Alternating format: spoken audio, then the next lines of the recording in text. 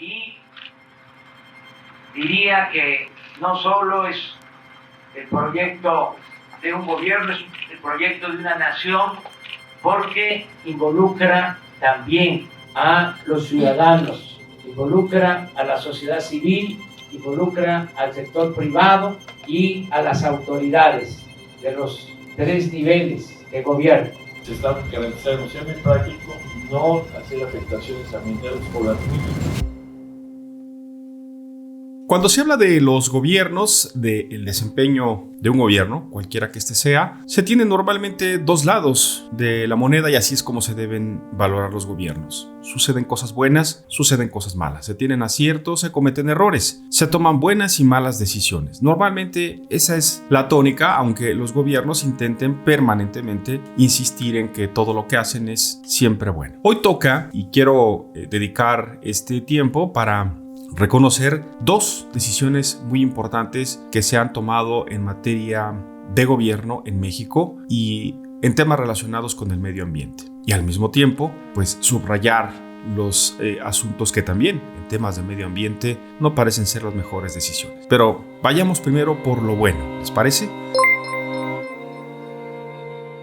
Recientemente el gobierno de México publicó un decreto por el cual se toman 2 decisiones importantes que van a tener controversia sin duda, pero que son importantes porque ponen a salvo temas ambientales y temas de salud pública. La prohibición de la utilización del maíz transgénico para consumo humano, por un lado. Y por otro lado, la prohibición del uso del glifosato, que es un herbicida muy dañino para el suelo, para la tierra de cultivo, muy dañino también para los cultivos en general y los productos que se obtienen de la tierra. Ambas decisiones tienen, por supuesto, opiniones encontradas. Científicos que insisten que tal situación o tal aseveración de que el maíz transgénico es dañino para el ser humano y que el uso del glifosato lo es para la agricultura, y posturas, que son las más por cierto, que insisten que el uso del transgénico, del maíz transgénico, va a traer y está teniendo ya consecuencias muy graves para la salud humana, lo mismo que el uso de este poderoso y dañino herbicida. Como sea, el gobierno de México parece alinearse por la ruta correcta, por la de mantener en la medida de lo posible a salvo lo que ya es un riesgo cada vez más evidente y con los resultados y las afectaciones cada vez también más evidentes manifestadas en las enfermedades que los seres humanos estamos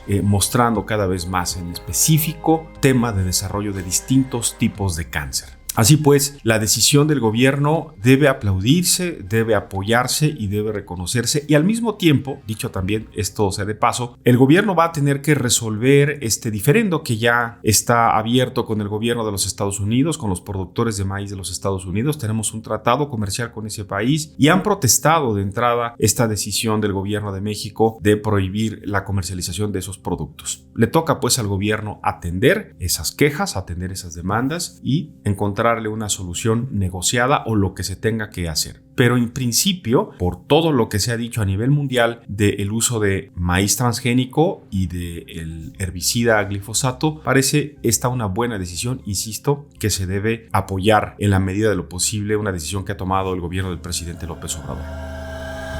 Por mucho tiempo, los bienes a cargo de Fonatur fueron del uso al abuso y se convirtieron en privilegios a costa del pueblo. La venta de terrenos terminó prácticamente con las playas públicas y el negocio turístico avanzó sin resolver la pobreza de la gente. Una segunda decisión muy importante que ha tomado el gobierno federal, el gobierno de México, es la disposición o el convertir más de 16,000 hectáreas en 6 estados de la República Mexicana que formaban parte del patrimonio del Fonatur, del Fondo Nacional para el Desarrollo Turístico, y que pasan a ser ahora áreas naturales protegidas. Esta es una excelente noticia, es una gran noticia que lamentablemente por la dinámica de la información y de pronto por los temas que no suelen ser tan populares, nos pueden parecer como, bueno, a mí qué, ¿no? Que haya áreas naturales protegidas. Bueno, tiene toda la importancia porque pues esto, justo se pone un cerco, se le pone una protección a todas esas áreas, a todos esos terrenos no normalmente muy ricos en diversidad pues, ecológica, en diversidad ambiental. Algunos son humedales, otros son zonas de playa, otros son zonas de bosque o de selvas bajas, todos ellos cercanos a lugares en los que podrían convertirse pues, en grandes desarrollos turísticos. Para eso fueron adquiridos por el gobierno y puestos en el patrimonio, en la panza del Fonatur, y ahora son sacados de ahí pues para esto, convertirlos a área natural protegida, y una vez que reciban ese nombramiento el gobierno está obligado a destinar recursos económicos para protegerlos, para que todo lo que haya dentro de esa zona natural esté protegida, esté cuidada. Las plantas, los árboles, los animales, flora, fauna, todo lo que esté ahí, el agua, los minerales, todo debe ser protegido, debe permanecer sin tocarse. Y eso es una gran noticia. Lo es porque al ritmo que vamos y con la corrupción que aún prevalece todavía en los gobiernos estatales, en el propio gobierno federal, estas zonas son muy proclives a convertirse pues en esto, en el mejor de los casos, en grandes desarrollos, en hoteles, en que sí, atraen empleos, generan empleos, pero no son necesariamente las mejores decisiones, no son necesariamente las decisiones que más beneficios nos traen en el largo plazo. Esas zonas deben de permanecer así, deben de permanecer cuidadas, deben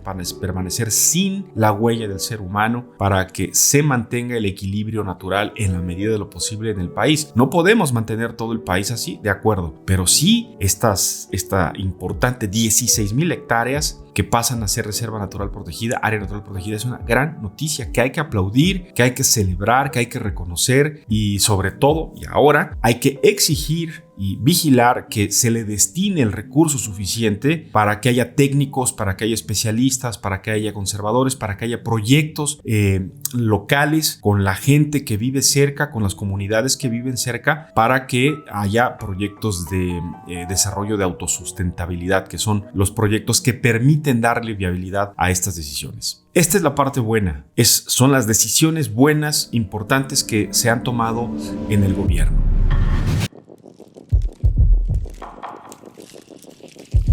En contraste están estas otras decisiones que también forman parte, pues dirían algunos, del necesario desarrollo, del crecimiento, de la generación de empleos, de la promoción económica, pero que van a tener altísimos costos ambientales. El proyecto del Tren Maya en distintos tramos, no me refiero a todo el proyecto, a los 1,500 kilómetros, pero sí en distintos tramos, son ambientalmente inviables. El tiempo dará la razón. Entiendo perfectamente el objetivo, el plan, el discurso de llevar un proyecto de tal envergadura a una zona que ha estado abandonada.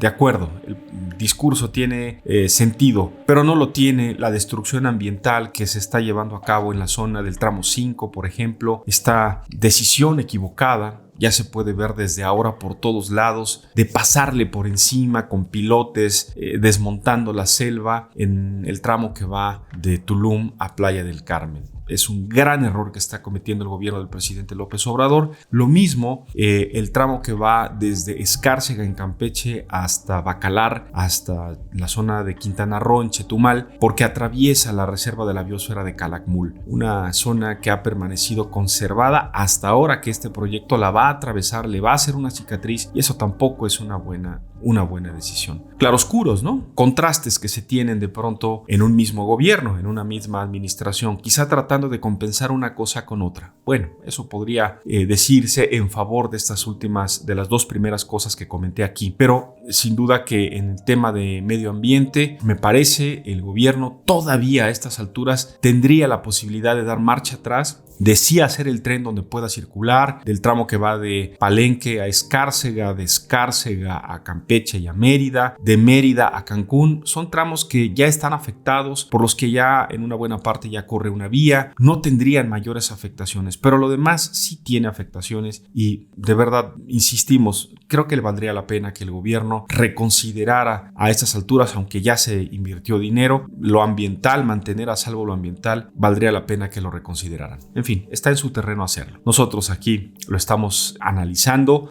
aún lo hemos venido diciendo a un muy buen tiempo de distancia, es un error en materia ambiental. No estamos cuestionando la viabilidad técnica de un tren, que valdría la pena ya también preguntarse qué efectos va a tener más adelante esto. Lo dejo para, por supuesto, el análisis y sus comentarios. A todos los que pasan a ver los espacios de análisis de Claro Directo MX y de un servidor, de verdad, muchas gracias por hacerlo, por distinguirnos con ello, por ayudarnos a compartirlo, a suscribirse al canal. Muchas gracias de verdad. Nos vemos y escuchamos en la próxima de Claro Directo MX. Hasta pronto.